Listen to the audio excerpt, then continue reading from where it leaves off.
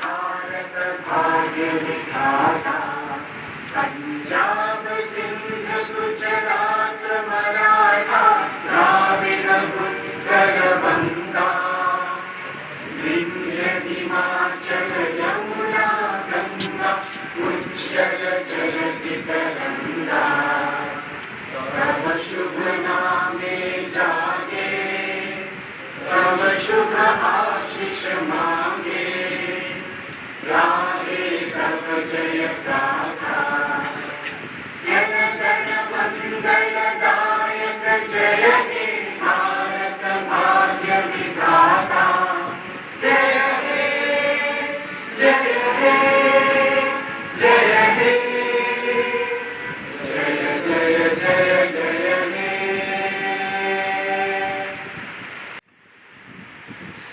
I will now request His Excellency Governor Sahab to kindly enlighten this lamp to inaugurate the session. Sir, please. Hello.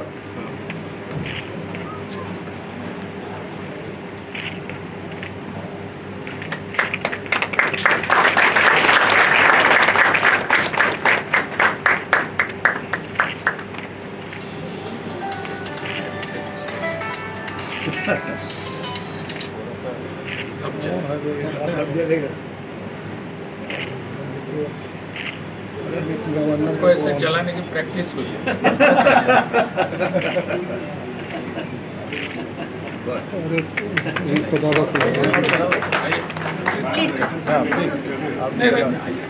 आइए।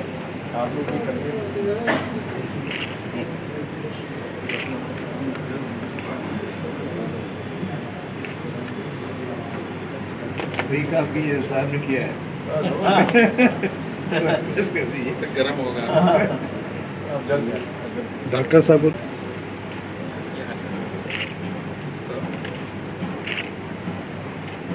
By presenting him short.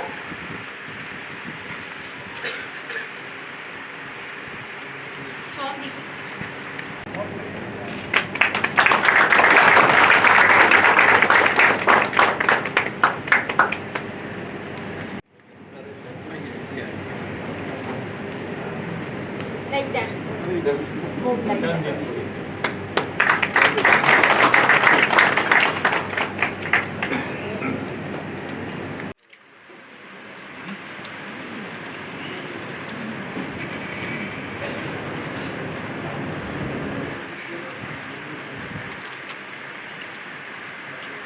I request His Excellency to kindly speak a few words that the seminar is being inaugurated.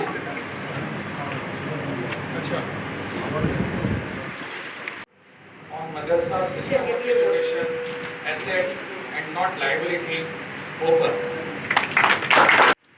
A pleasant morning to all of you and a very warm welcome to our chairman, His Excellency, the Governor Shri Rajendra Vishwanath Alekar, who has kindly agreed to inaugurate and preside over the seminar on traditional education in India, Madrasa System of Education, Asset Not Liability. Welcome to our chief guest, Shri Robert Sir, Principal Secretary Sahab, Shri Hassan Waris Sahab, formerly Director SCRT and Specialist in Madrasa Education, Dr. Ahmad Hai Sahab, formerly Professor Patna Medical College and Director of Paras Hospital and the foremost social reformer, Shri Anil Vidhakar ji, a renowned poet and thinker. I again extend a warm welcome to His Excellency as he has always been supportive and encouraging to the library in its academic pursuits. This is his second visit to the library in less than a month, which speaks of his interest in the institution. I am really grateful to him. I also welcome the dignitaries from Patna and other cities of India who are to speak on the subject and discuss the issue at length. Damosh Library is trying to achieve the objective set by Prime Minister in modernizing the madrasas and eradication of illiteracy and thereby help eliminating the poverty from our country and to realize his dream up to 2047. This seminar aims at finding out the ways to link this traditional education system of madrasa with the contemporary education so as to make them self-reliant and self-dependent. Yet again, one of the objectives of our Prime Minister.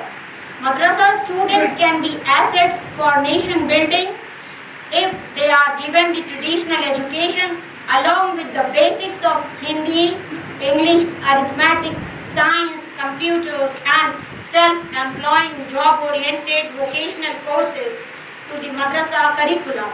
Students will be better equipped to participate in the workforce and contribute to the development of the nation. With this aim in view, I am sure the government will provide sufficient financial support to madrasas to implement this program. Madrasas have played a vital role in the education of millions of people in India, especially the downtrodden ones. They can continue to play a positive role in the nation building if they are given necessary support and attention to march ahead.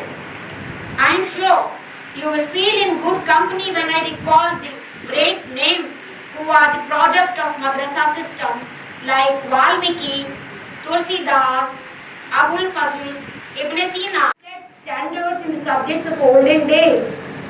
Down to our own times, Raja Ram Mohan Roy, Sir Sayyid Munshi Premchand, first Education Minister of Independent India Maulana Azad, and the first Rashtrapati of India Dr. Rajendra Prasad, ex-Prime Minister, and march ahead on the road to progress. And let's add to it self-employing job-oriented trainings and one-year jumping base called bridge course for acquiring skills with basics as stated above.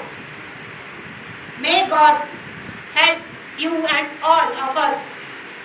Let us now hear the dignitaries over here. I will now request for the keynote address by Shri Hassan Waris Sahab, former Director SCRT and Bihar Madrasa Board. Sir, please.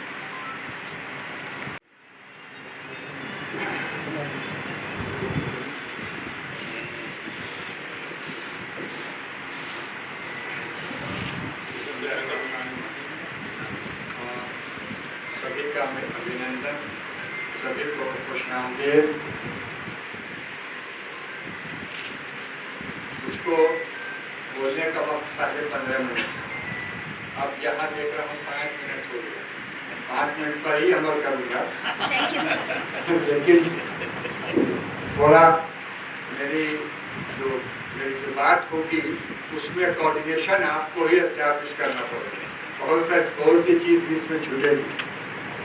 आज के इस 2 रोज़ा seminar के chief guest इज्जत माफ governor साहब आली जनाब राजेंद्र विश्वनाथ अर्लेकर साहब, काबिल एहतराम डॉक्टर अहमद अब्दुल हाई साहब, खुदाबख्श ओरिएंटल पब्लिक लाइब्रेरी के डायरेक्टर डॉक्टर शाइस्ता बेदार मैडम और यहाँ मौजूद डाइस पर और सामने जितने भी मौजूद हाजरीन हैं, सभी को मेरा अभिनंदन।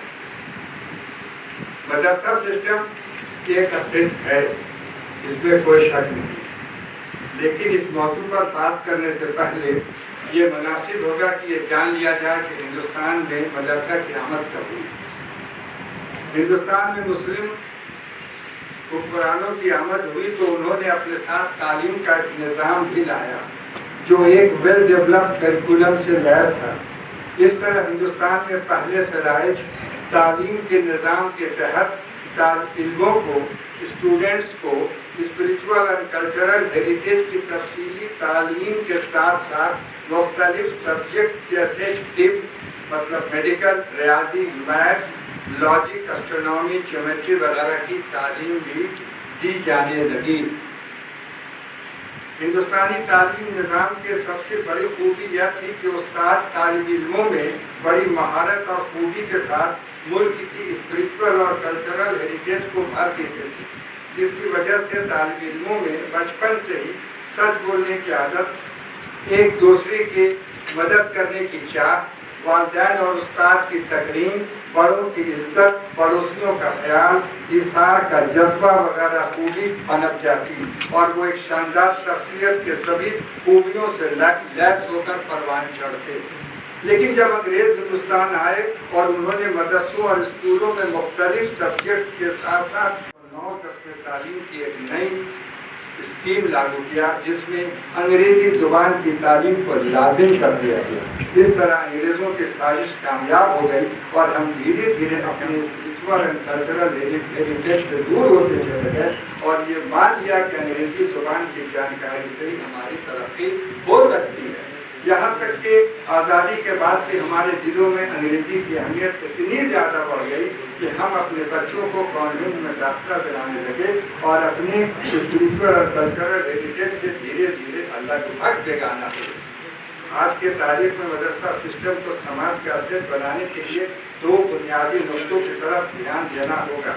अव्वल ये कि हमें मदरसा सिस्टम में अपने कदीम स्पिरिचुअल एंड कल्चरल हेरिटेज को जिंदा करना होगा और इसके लिए सारे ज़रूरी इक़दाम करने होंगे ताकि तालिब इल्मों की शख्सियत की नशोनुमा शख्सियत के सभी आला औसाफ के साथ हो और वो मुल्क का एक आइडियल सिटीजन बन सके।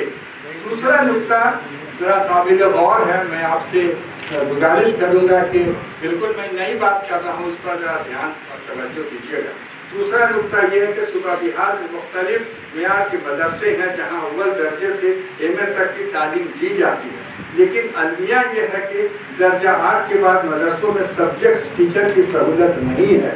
जाहिर है ये ऐसी कमी है जिसकी वजह कर मदरसा के तालिब इल्मों के तालीम का मेयार दीगर स्कूलों के तालिब इल्मों के मुकाबले में कमतर होता है। लेकिन इसके बाद भी अक्सर ये सुनने में आता है कि फलां मदरसे के फलां तालिब इल्म ने मेडिकल या इंजीनियरिंग में दाखिला का इम्तहान पास कर लिया है या उन्होंने सिविल सर्विसेज में कामयाबी हासिल कर ली है, यानी मदरसा के बच्चों में काबिलियत या टैलेंट की कमी नहीं है।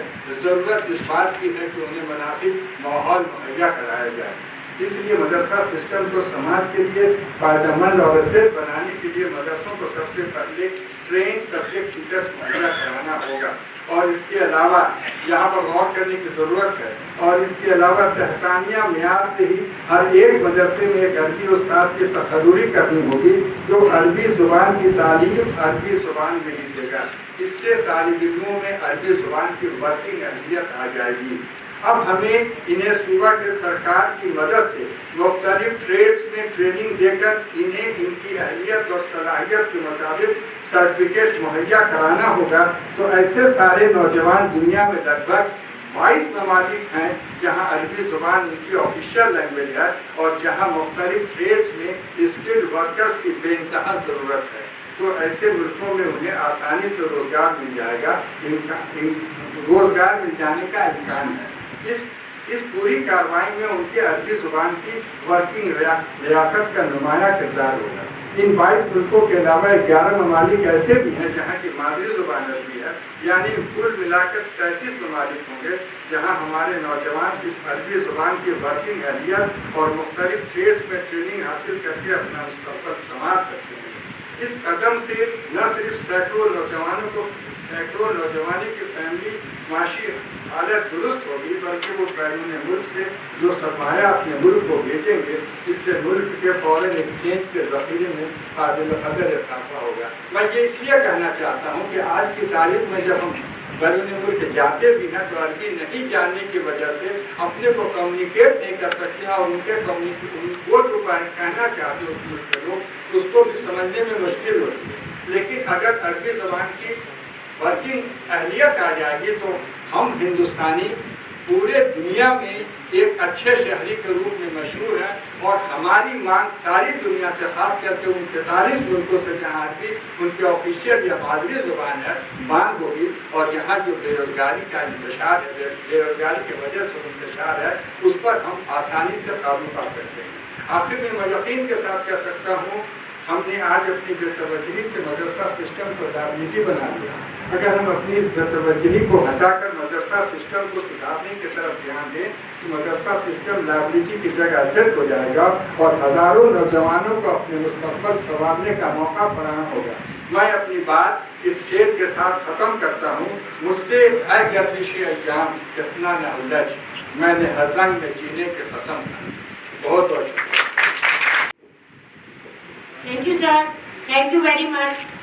Now I'll request Dr. Hai Saab to kindly come and enlighten us.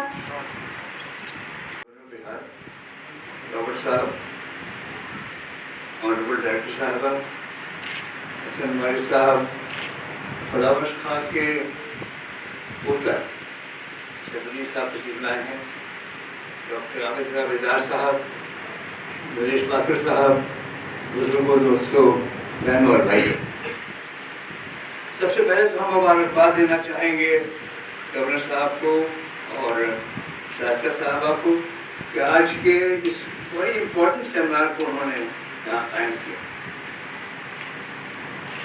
मदरसा का मतलब है स्कूल, स्कूल हर जगह होते हैं, लेकिन हमारे यहाँ बाय ट्रेडिशन मदरसे का मतलब हो गया कि वो स्कूल जहाँ पर के इस्लामी तालीम दी जाए और अरबी ज़बान उसका मीडियम ऑफ इंस्ट्रक्शन। ये जो सवाल है कि ये एसेट है या लायबिलिटी, तो इसको समझने के लिए कई तरीके से देख सकते हैं हम से कि इसका पास्ट क्या था, इसका प्रेजेंट क्या है, इसका फ्यूचर क्या है। जहाँ तक पास्ट का सवाल है, ग्लोरियस पास्ट है।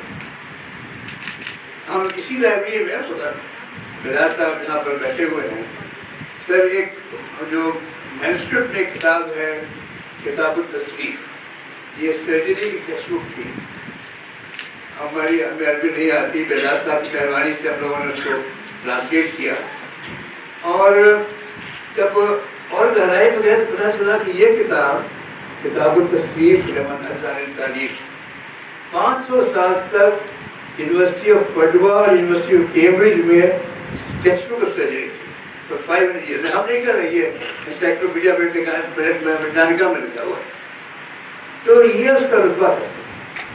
बदकिस्मती से बहुत चीज़ें ऐसी हुई कि आहिस्ता आहिस्ता मदरसे का वो निज़ाम मौजूद होता गया और आज एक हालत ऐसी आ गई है कि लोग पूछ रहे हैं कि लायबिलिटी और ऐसे।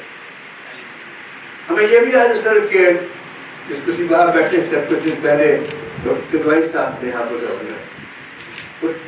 उन्होंने एक सेमिनार कराया बड़ा ज़बरदस्त, उस वक्त प्राइम मिनिस्टर थे देवगढ़ साहब, वो आए जी, इसके मेमोरेंडम में हुआ, हम चेयरमैन थे कमेटी के, तो हम लोगों ने एक डिमांड रखा कि बिहार के मदरसे यहाँ माशाल्लाह करीब 3000 सुपर मदरसे हैं, 100 करीब 1800-1900 ऐसे हैं जो कि गवर्नमेंट रिकग्नाइज है, बाकी कुछ चल रहे हैं, कुछ बहुत बड़े भी हैं, कुछ बहुत छोटे भी हैं। तो ये फैसला हुआ कि रिक्वेस्ट की हम लोगों ने कि साहब हर मदरसे में कम से कम एक टीचर अंग्रेजी का, एक टीचर मैथ्स का और एक टीचर साइंस का दिया जाए। और देवगढ़ साहब इतने खुश थे टॉक से दिल्ली आओ और फिर प्लानिंग कमिश्नर भेजा हमारे, लेकिन अनफॉर्चुनेटली कुछ चेंजेस होते गए, वो बात उस वक्त बन नहीं पाई। अभी का जो हाल है ये तो हुआ उसका पास्ट, अभी का जो हाल है वो बहुत ही, हम ये नहीं कहेंगे बहुत ही रोबस्ट है, लेकिन नाउमीद होने की बात नहीं। अगर आप फ्यूचर को देखेंगे, हम और बातें गवर्नर साहब को उन्होंने आज के दिन सेमिनार रखा, कल जो G80 की मीटिंग हुई और उसमें जो अफ्रीकन यूनियन के 55 मुल्कों को जोड़ा गया, उनकी मादरी ज़बान के हाथ हैं, मेजॉरिटी आर अरबिक स्पीकिंग। अभी 1/3 of the world population speaks Arabic. तो अगर हम अपने इन मदरसों को में ऐसे बच्चे पैदा कर सकें, ऐसे बच्चियाँ पैदा कर सकें, बच्चियाँ हम 2 बार बोलना चाह रहे हैं, बच्चियाँ पैदा कर सकें, तो ये बच्चे तो एसिड हो जाएंगे, ये बच्चे तो एसिड हो जाएंगे। अभी ब्रिज कोर्स की बात की है सरदार साहब ने, हम ब्रिज कोर्स शुरू करें, बहुत दिनों से चल रहा था मामला, कैसे होगा क्या होगा, हम अलीगढ़ यूनिवर्सिटी में गए, हमारे बात की। अगर हम ब्रिज कोर्स की बात करते हैं और 10वीं के बच्चे या बच्ची अगर ये ब्रिज कोर्स करके फिर वो एलिजिबल हो जाती है नीट के लिए, एलिजिबल हो जाती है जीईटी के लिए, कितनी बड़ी बात है। तो हम बिल्कुल ही नाउम्मीद नहीं है, हमें पूरी उम्मीद है कि इंशाअल्लाह ये मदरसा सिस्टम अगर उसको सही उसकी आबियारी की गई तो इंशाअल्लाह it be a great asset for our nation. और वो जो अखबार का मशहूर शेर है कि नहीं है नाउम्मीद अखबार अपनी किस्से मीना से जरा नम हो कि ये मिट्टी बहुत सरफेस है। बहुत बहुत शुक्रिया। Thank you very much, sir. Now I request Vibhakar Saab to kindly come and enlighten us with his words regarding madrasa system. Kindly come, sir.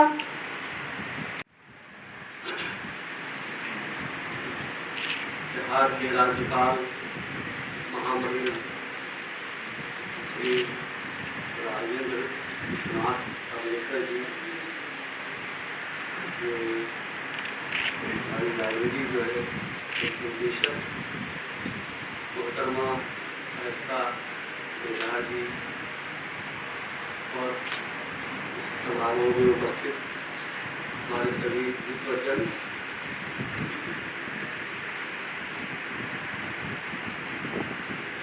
ये पुस्तकालय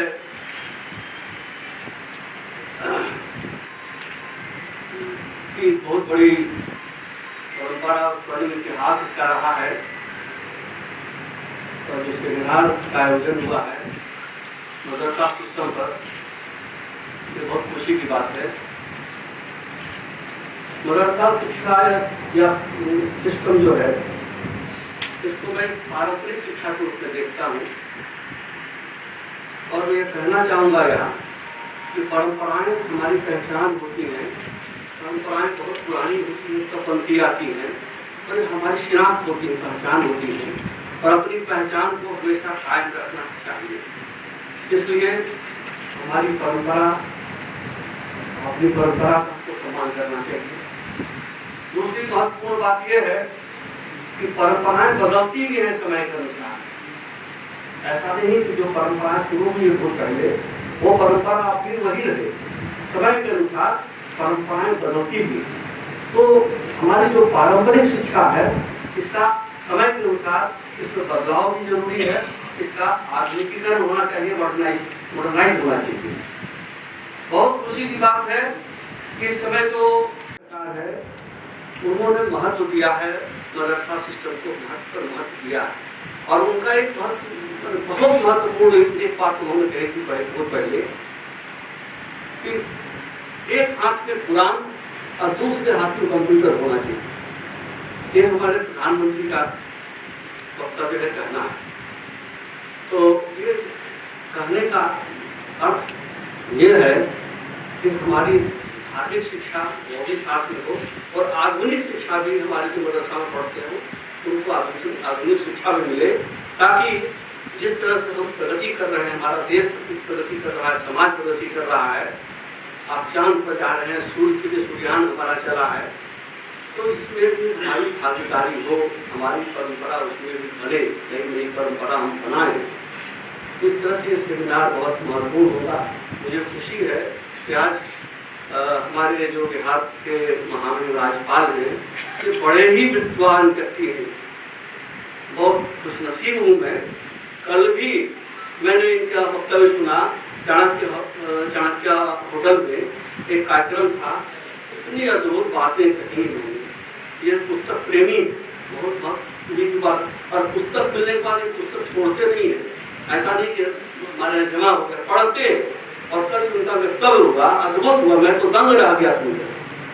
तो मैं इनका बहुत अभिनंदन करता हूँ, बहुत स्वागत करता हूँ। मैं आज अपनी पुस्तक भी इनको दूंगा और बहुत सारे विद्वानों ने बहुत अच्छी बातें कही हैं। मैं अपना वक्तव्य समाप्त करता हूँ। धन्यवाद। अभी भी देना चाह रहा हूँ।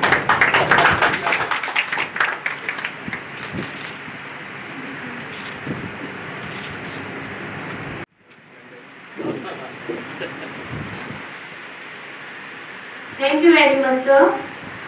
Now, we may have a book release. This is the latest publication of Khudabakhsh Library. This is on Freedom Movement, a unique book, a collection of different archives, literature and poetry. This book has been compiled from, you can say, millions, after having browsing millions of papers and documents.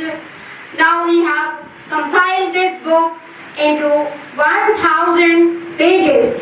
I will request Governor Sahab for the book release, please.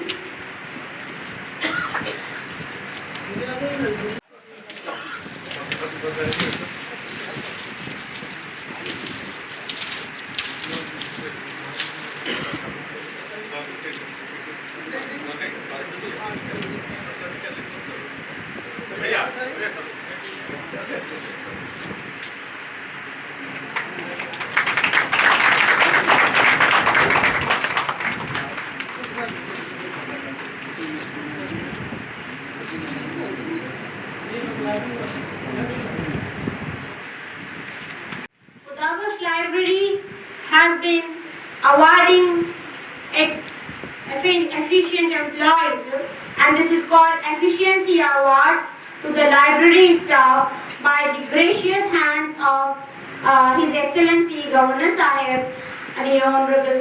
Please, you can take the names and we'll provide the. आप नाम लेते जाइए. Abdul Rahman sir.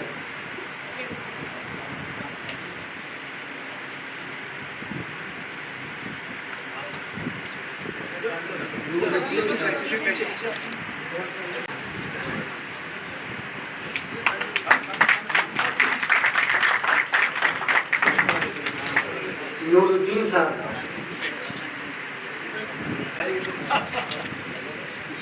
Shamshad Ali.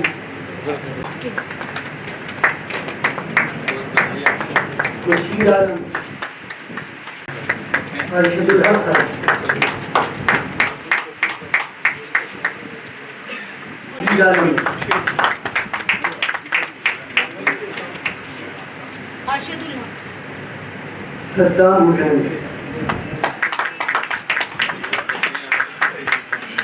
Arshad Ali.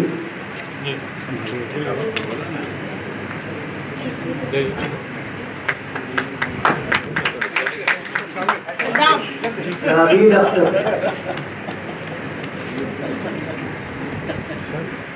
इसकी आदत हो गई.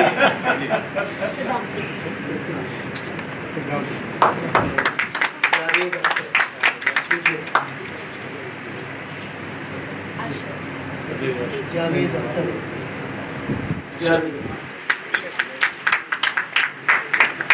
सुरेंद्र कुमार.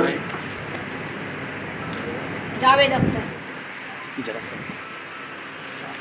मोहम्मद सलीम. सुरेंद्र. चंदेश्वर ठाकुर. सलीम. सुभाष प्रसाद.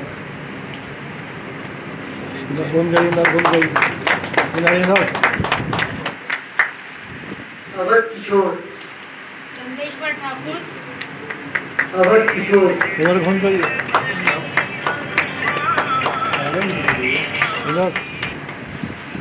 सुभाष.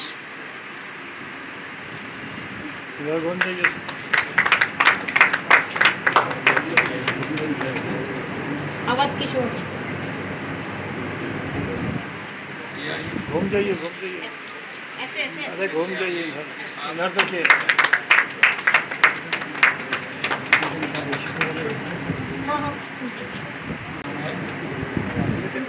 इधर देखिए इधर देखिए यहाँ देखिए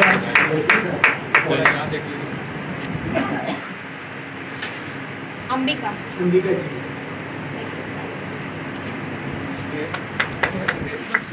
यहाँ देखिए यहाँ वसीम सर। वसीम, please. यहाँ देखो, यहाँ देखो, यहाँ देखिए। स्टाफ को और फर्स्ट सेकंड थर्ड दाराशिव को अवार्ड दिया गया, क्योंकि लाइब्रेरी में एक प्रोग्राम ऑर्गेनाइज किया गया था, कंपटीशन थी कि दाराशिव की आज क्या रेलिवेंस है। ये एक सिंबल है सेक्युलरिज्म के लिए और सोफिस्टिक मूवमेंट के लिए, तो ये उसके अवार्ड थे। Now I should speak a few words to invite our Governor Sahab to kindly deliver his presiding words, for which I shall be grateful.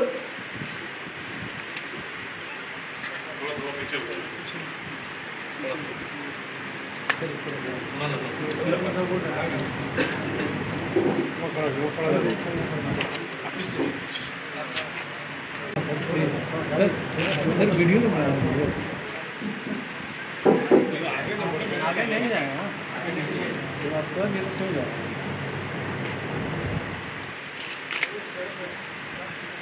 सबको प्रणाम। खुदा बख्श ओरिएंटल पब्लिक लाइब्रेरी, जो कि अपने केवल पटना के नहीं परंतु अपने बिहार की एक शान है, ऐसे इस लाइब्रेरी में आना ही मेरे लिए बहुत ही आनंददायी लगता है हमेशा के लिए, क्योंकि ये अपनी एक केवल बिहार की भी नहीं अपने देश की एक संपत्ति है।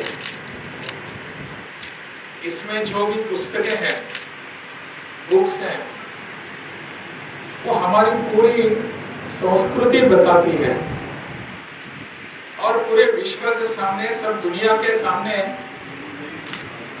हमारा क्या जज्बा था, हमारी क्या विशेषता थी, सबको सामने, सबके सामने रखने के लिए पिछले अनेक वर्षों से खुदा बख्श लाइब्रेरी ने एक बहुत अहम भूमिका निभाई है। इसलिए जब से इसकी शुरुआत हुई है इस लाइब्रेरी की, वहां से जिन लोगों ने काम किया है इसके लिए, उन सबका मैं मेरे मन से शुक्रिया और अभिनंदन अदा करता हूं। आज इस कार्यक्रम में आप सब मेरे साथ उपस्थित हैं और ऐसे मौके पर मंच पर उपस्थित हैं। हमारी बहन डॉक्टर शाइस्ता बेदार जी, उनके बारे में मैंने कहने की आवश्यकता नहीं है। पिछले कुछ वर्षों से यहाँ इस लाइब्रेरी को अव्वल बनाने के लिए उन्होंने जो प्रयास किए हैं वो बहुत ही सराहनीय है। मैं उनका अभिनंदन करता हूँ। अभी अभी जिनका हमने उद्बोधन सुना, ऐसे हसन फारिस साहब कह रहे थे कि उनको 15 मिनट दिए गए थे, लेकिन उनको 5 मिनट में ही सब सिमटना पड़ा। लेकिन उनका उद्बोधन जब मैं सुन रहा था, मुझे लगता था कि इनको 1 घंटा भी कम पड़ने वाला है। इतने अच्छे, बहुत ही अभ्यासपूर्ण उनका भाषण था और विवेचन था। बहुत बहुत शुक्रिया हसन साहब। ऐसे हसन साहब जिनका और एक उद्बोधन हुआ डॉक्टर अहमद भाई के, उनका भी उद्बोधन कि कैसे साइंटिफिक अप्रोच का लिए हम सबको प्रयास करने हैं, वो भी उन्होंने हमारे सामने रखा। डॉक्टर विभाकर, श्री अनिल विभाकर, उनका भी उद्बोधन मैंने सुना, हम सब ने सुना। ऐसे सब विद्वत लोग यहाँ बैठे हुए हैं, जाने माने लोग। और इस अवसर पर यहाँ मेरे साथ बैठे हुए हैं मेरे प्रधान सचिव रॉबर्ट चोंगतू जी, और आप सभी यहाँ बैठे हुए हैं मेरे भाई, मेरे बहन। आपके सामने, आप तो मुझे देखने से ही पता चलता है आपके चेहरे को कि आपने कई साल इस विषय पर गुजारे हैं, कई साल आपने कुछ यहाँ अभ्यास किया है, ऐसा मुझे लगता है।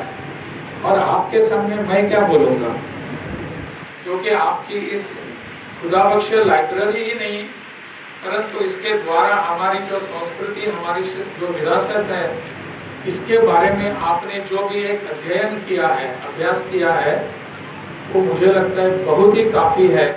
आने वाली पीढ़ी को भी इसका अनुभव, इसका लाभ निश्चित रूप से मिलेगा। ऐसे सभी बैठे हुए मेरे भाई बहन, हमारे इलेक्ट्रॉनिक और प्रिंट मीडिया के सभी भाई बहन, अन्य सभी बहनों और भाइयों, इस कार्यक्रम में जैसे कि अनिल विभाकर कर रहे थे या अपने बहन शाइस्ता भी कह रहे थे, तो मेरे बारे में कुछ अच्छा बोलना स्वाभाविक है, क्योंकि मुझे बुलाया गया है यहाँ। जिसको बुलाया जाता है उसके बारे में, हमारी सभ्यता है ना, उसके बारे में अच्छा ही बोलना चाहिए। उसकी बुराइयां भी होती है तो उसको हम नजरअंदाज कर देते हैं। परंतु मुझे बहुत ही खुशी है कि इस विषय पर, जो विषय लेकर हम सब यहाँ बैठे हैं और इसके विषय पर हम विचार मंथन करने वाले हैं, इस विषय की आज की तारीख में जरूरत है। हमारा देश, वहां हुकूमत किसी की भी हो, परंतु पिछले अनेक वर्षों से पूरी दुनिया को मार्गदर्शन करते आया है। पूरे विश्व में, पूरी दुनिया में हमारे देश के लोगों ने अपनी कुछ खासियत बनाकर रखी है। और वहां जाकर जब भी हम भारतीय लोग जाते हैं, हिंदुस्तानी लोग जाते हैं, तो बाहर के लोगों के मन में एक आदर होता है, अरे भारत से, हिंदुस्तान से आए हैं। उनको लगता है कि ये कुछ लेकर आए हैं, मुझे पता नहीं वो क्या है। जैसे कि इकबाल ने कहा था, कुछ हस्ती है ऐसी कि, कुछ बात है ऐसी कि हस्ती मिटती नहीं हमारी। इकबाल ने कहा कि बात है कुछ हमारे बीच में, हमारे विचारों में, हमारे आचरण में, हमारी सोच में, हस्ती मिटती नहीं हमारी।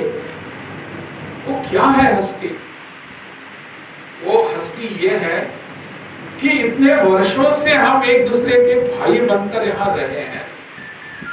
हमारा भाईचारापन जो है, उसी को हम संस्कृति कहते हैं, उसी को हम कल्चर कहते हैं। उसी को लेकर इतने वर्षों से पूरी दुनिया हमको जानती है। हमारे लोग जब बाहर गए यहाँ से, तो किसी पर युद्ध लादने के लिए या जंग लादने के लिए नहीं गए। हमारा विचार, हमारी सोच बाहर लेकर गए हैं, और वो सोच, हमारा कर्तृत्व, हमारी विशेषता जब हम बाहर लेकर जाते हैं, तो लोगों को लगता है कि ये हिंदुस्तानी है, ये भारतीय है। हमको यहाँ लिखने की आवश्यकता नहीं पड़ती कि भारतीय है। हमारे बर्ताव से, हमारे चलन वलन से, हमारे बोलने से उनको पता चलता है ये भारतीय है। ये किस्सा याद आ रहा है, अपने इस देश के जाने माने तबला बजाने वाले अल्लाह खां थे, बहुत प्रसिद्ध थे। हिंदुस्तानी संगीत में उनका नाम इतना बड़ा है, और वो तबला बजाने के लिए अपने देश में मशहूर प्रसिद्ध थे। और तबला बनाने, उनका हाथ पकड़ने वाला इस देश में कोई नहीं था। पूरी दुनिया भर में सब लोग जानते थे।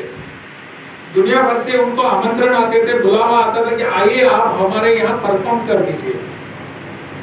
लेकिन अल्लाह खां तो हम जैसे ही थे, वो सादा, बहुत सीधे साधे, पढ़े लिखे तो थे नहीं, लेकिन तबला बनाने में, बजाने में माहिर थे। हाथ पकड़ने वाला कोई नहीं था उनका। तो उनको एक बार बाहर जाना पड़ा, विदेश में। तो अल्लाह खां जब जाने लगे, उस समय की बात है, लगभग 50 वर्षों पूर्व की। तो उस समय पासपोर्ट बनाना चाहिए था। तो अल्लाह खां साहब वहां गए और पासपोर्ट बनाना था, तो पासपोर्ट बनाने के लिए पासपोर्ट ऑफिस में गए। आज तो पासपोर्ट 2-3 दिनों में मिल जाता है, परंतु उस समय लोग भी ऐसे थे, तो उन्होंने अल्लाह खां को बता दिया कि ये फॉर्म है, वो भर के दे दीजिए मेरे पास।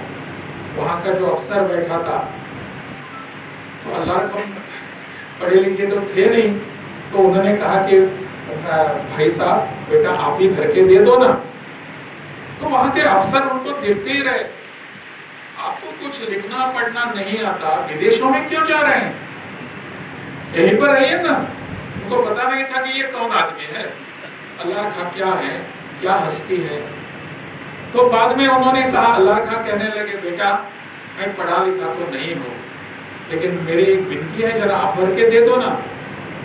तो अफसर कहने लगा नहीं नहीं ऐसा नहीं, आप भर लीजिए, आपको अगर पढ़ने को लिखने को नहीं आता तो बाहर जाने, विदेशों में जाने की भी आवश्यकता नहीं। अल्लाह खां ने पूछा बेटा एक मुझे बताओ आप कितने पढ़े हो। तो उन्होंने कहा मैंने बीए पास किया है। उस समय बीए पास करना बहुत बड़ी बात थी। तो बाद में उन्होंने पूछा ठीक है, आप जैसे बीए इस शहर में कितने हैं। मैंने कहा होंगे 50-100 लोग होंगे। 100 लोग हैं ना। आप जैसे बीए हमारे इस पूरे इलाके में, प्रदेश में कितने हैं, होंगे लगभग 20-25 हजार।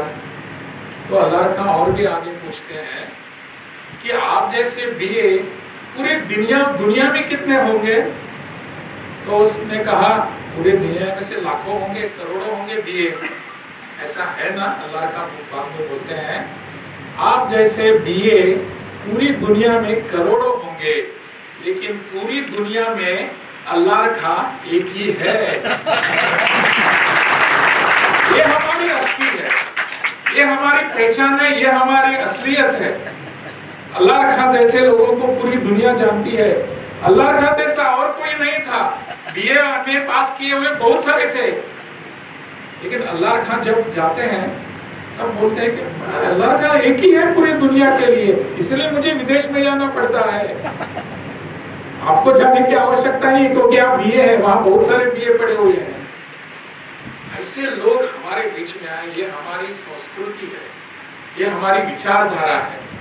और आज की अपनी शिक्षा जो है, उस शिक्षा में भी हमारी इस सोच को, इस विचारधारा को आने की आवश्यकता है। जैसे कि बताया गया, मैं जब बहन शाइस्ता जी आई थी कि किस विषय पर यहाँ ये सेमिनार होने जा रहा है, उन्होंने कहा मदरसा इस विषय को लेकर। आजकल मदरसा के बारे में बहुत चर्चा होती है, उसकी इस पर जो अच्छी बातें बताई जाती हैं, बुरी बातें बताई भी जाती हैं। इस सबसे हमको ऊपर आने की आवश्यकता है कि मदरसा, जैसे कि आपके सभी लोगों ने यहाँ कहा कि ये ट्रेडिशनल एजुकेशन की पद्धति है, पारंपरिक अपनी शिक्षा पद्धति है, इसको और कैसे ठीक बनाया जाए, इस पर हमको विचार करने की आवश्यकता है। इसमें साइंटिफिक अप्रोच, वैज्ञानिक दृष्टिकोण कैसे लाया जा सकता है। आज भी अभी यहाँ जिक्र किया गया कि हम वहाँ चांद पर जा पाए हैं, इसमें पूरे देश का योगदान है। जब हम साइंटिफिक अप्रोच लेकर आगे बढ़ते हैं, तब जाकर ऐसा कुछ हो पाता है। हमारे सामने अब्दुल कलाम का इतना बड़ा उदाहरण है, इनसे बड़ा कोई हो सकता है कि अपने देश में इतनी बड़ी उन्होंने अपने बर्ताव से ही सोच हमारे सामने रखी है, शिक्षा हमारे सामने रखी है।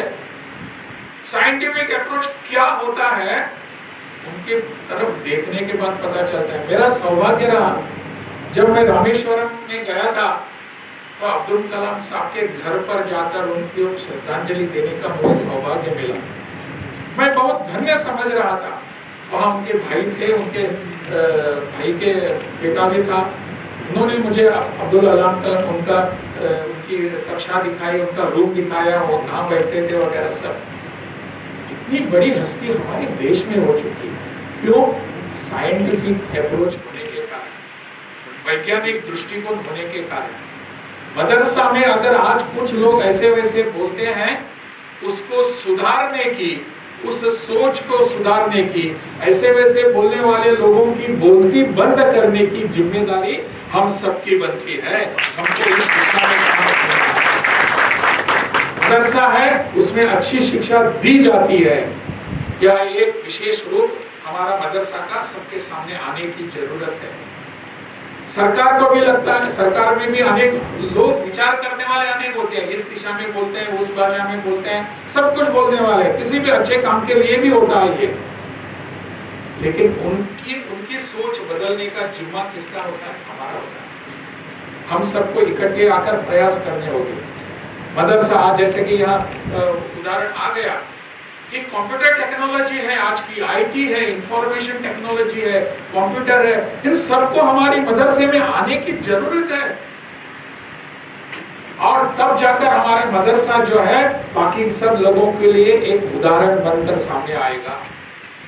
इस दिशा में हम सब प्रयास करेंगे। इस दिशा में हम आज विचार विमर्श करेंगे, चर्चा करेंगे। आप सब यहाँ बहुत बैठे हुए सब विद्वान लोग हैं, और ऐसे विद्वान लोग जब बैठते हैं तो और क्या होगा? अच्छा ही होगा ना। जैसे कि एक संस्कृत में कहा है, वादे वादे जायते तत्वबोधः।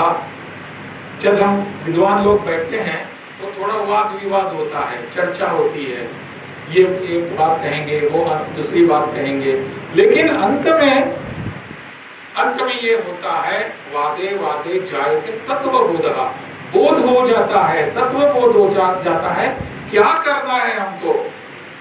आप सब विद्वत लोग यहाँ बैठे हैं, मुझे बताया गया है केवल बिहार के नहीं है, बाहर से भी लोग आए हैं। इन सबकी सोच लेकर हम कुछ कर सकते हैं बिहार में। बिहार का उदाहरण पूरे देश के लिए होना चाहिए कि बिहार के मदरसे इस दृष्टि से काम कर रहे हैं। राजभवन का पूरा सहयोग आपको है। मदरसे में अगर ऐसे सुधार लाने के लिए आप तत्पर हैं, मैंने बहन जी को बोला भी है कि मैं हूँ आपके साथ इस विषय पर। खुदा बख्श लाइब्रेरी ने जो आज का इनिशिएटिव लिया है, शुरुआत की है, इसको आगे बढ़ाने की आवश्यकता है। और हमारे मदरसे में जो भी हो रहा है उस समाज के लिए, अपने भाई बहन के लिए, अपने लोगों के लिए, अपने देश के लिए हो रहा है। पूरी दुनिया में हमारा भाईचारापन जो है वो एक मिसाल बनकर आगे आता है। जैसे कि यहाँ उल्लेख किया गया कि G20 के समय जैसे कि अरेबियन यूनियन के जो प्रमुख थे वो कैसे हम सबको देख रहे थे। क्या ये केवल एक बात ध्यान में रख दीजिए, ये केवल मोदी जी के कारण नहीं है, हम सब के कारण है। देश की 140 करोड़ जनता जो है उनके कारण मोदी जी वहां बोल पाते हैं, नहीं तो उनको ये ताकत कहां से आती है? आपसे आती है, हमसे आती है, हमारे सोच से आती है, हमारे काम से आती है। और इस काम के और सोच के आधार पर ही बोलते हैं, तब जाकर पूरी दुनिया मानती है कि इस देश का कारण है, इस देश की मिसाल पूरी दुनिया के सामने आनी चाहिए।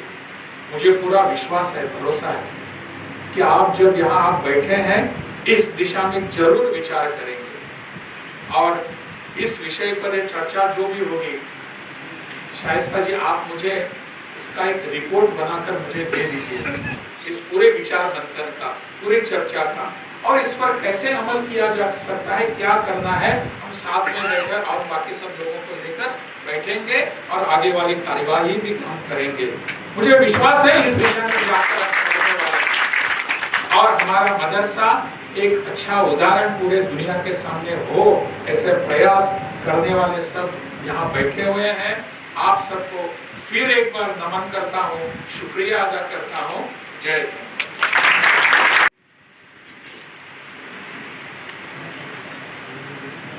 मैं बहुत शुक्रगुजार हूँ गवर्नर साहब की कि उन्होंने अपने इतने कीमती अल्फाज से हम लोगों को एनलाइटन किया। सारी बात इनके इस भाषण में समो गई है। मुझे अब इससे ज़्यादा और कुछ कहने की ज़रूरत नहीं है कि बस हमें अपनी सारी यूनिवर्सिटीज़ में ब्रिज कोर्सेज को इंट्रोड्यूस करना चाहिए और मदरसा एजुकेशन सिस्टम को मॉडर्न टेक्निक्स, मॉडर्न एजुकेशन से जोड़ना है। जो ट्रेडिशनल एजुकेशन दी जा रही है उसको दिया जाते रहना चाहिए और उसके साथ साथ मॉडर्न एजुकेशन भी हमें इंट्रोड्यूस करना है। ये हमारे लिए, हमारे देश के लिए रॉ मटेरियल की तरह है।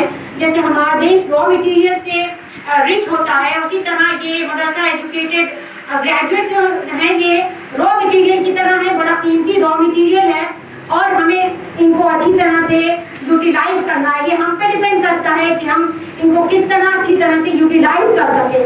हमारे देश के जो ताल्लुकात हैं, इंटरनेशनल रिलेशंस ऐसी पेट्रोलियम प्रोवाइडिंग कंट्रीज से जो हैं वो अरबी फारसी स्पीकिंग कंट्रीज हैं, जो कि मदरसा एजुकेटेड ग्रेजुएट्स की खासियत होती है। हमारे ताल्लुकात और बेटर तरीके से ग्रूम करें और ट्रेन करें। ये कुछ ख्यालात थे दो एक जो मैंने आपके सामने एक्सप्रेस किए। अब हम लोग नेक्स्ट सेशन में जब जमा होंगे तो डिस्कशंस होंगे और मैं इस बार फिर आप सबका शुक्रिया अदा करना चाह रही हूँ कि आप लोग यहाँ आए, अपना वक्त निकाला। खास तौर पे मैं बहुत शुक्रगुजार हूँ गवर्नर साहब की कि उन्होंने अपना पूरा समर्थन दिया है और आगे भी अपना पूरा सपोर्ट देने का वादा कर रहे हैं। एजुकेशन को फैलाने में ये हम लोगों का एक कदम है जिसको हम लोग सब मिलकर आगे बढ़ाएंगे और अपने देश से इलिटरेसी को खत्म करने की कोशिश करने वाले हैं, जिसके साथ साथ अनएम्प्लॉयमेंट भी दूर होगा और देश में रोशनी फैलती चली जाएगी। I once again thank you all and my hearty thanks to respected governor साहब। Thank you very much. Let us stand for the national anthem, please. Bharat भाग्य विधाता, पंजाब सिंध गुजरात मराठा द्राविड़ उत्कल बंगा, विंध्य हिमाचल यमुना गंगा उच्छल जलधि तरंगा, तव शुभ नामे जागे, तव शुभ आशीष मांगे, गाहे तव जय गाथा, जय गण मंगल दायक जय हे भारत भाग्य विधाता, जय हे जय हे जय हे जय जय जय जय हे। अच्छा लगा, आइए आइए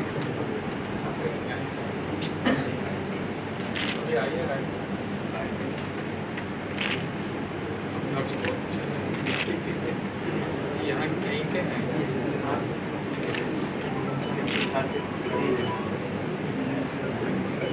मैंने डॉक्टर सर मुझे इनके सामने बोलना थोड़ा दिक्कत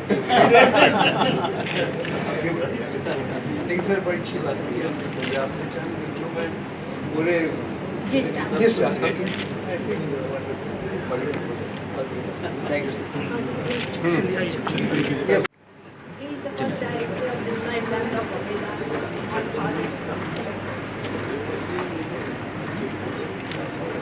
आप जैसे लोगों की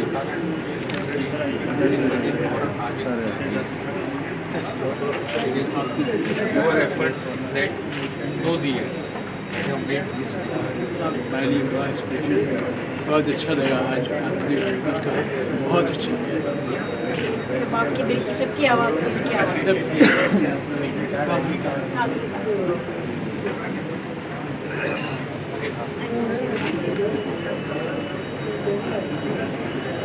बहुत अच्छा लगा आप सबसे बहुत अच्छा लगा।